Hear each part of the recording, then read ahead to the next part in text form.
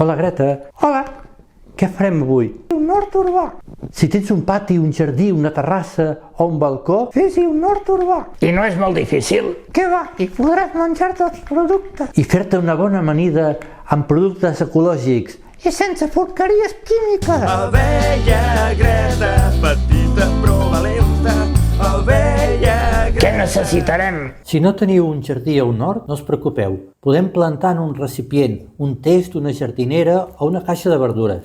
Substrat, llavors o planters, aigua per regar, un lloc que hi toqui el sol. Començaré amb aquesta jardinera. La mida depèn del que vulguem plantar. Pregunteu en una botiga de jardineria. És important que tinguin forat perquè quan la reguem o plogui no quedi aigua estancada. Primer pas, preparar l'hort. Necessitarem una bona terra, no serveix qualsevol. D'això se'n diu substrat, barreja de terra negra i compost fet amb residus orgànics. Jo he comprat aquest en una botiga de jardineria. I què plantem?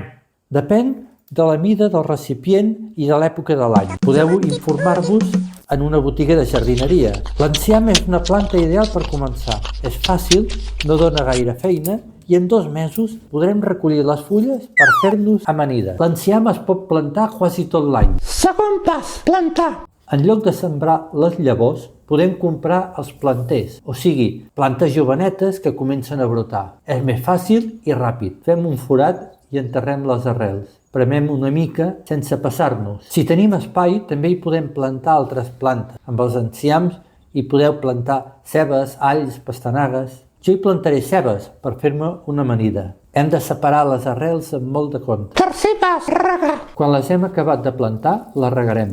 Les regarem sovint, cada 3 dies, al vespre o al matí, no al migdia, que es poden cremar. Heu de mirar que el terra sempre tingui humitat, que no s'assequi, però no us passeu. Si té massa aigua, les arrels es podriran. No regueu les fulles, sinó el terra. Són les arrels qui necessiten l'aigua. Quart pas, recollim. En 2 mesos ja tindrem els enciams llestos. Mireu aquests enciams com han crescut. Si volem, podem tallar només les fulles grans, les que necessitem per fer-nos una amanida, i deixem les altres que vagin creixent. Cinquè pas, menjar-nos-les. Aquest és el millor.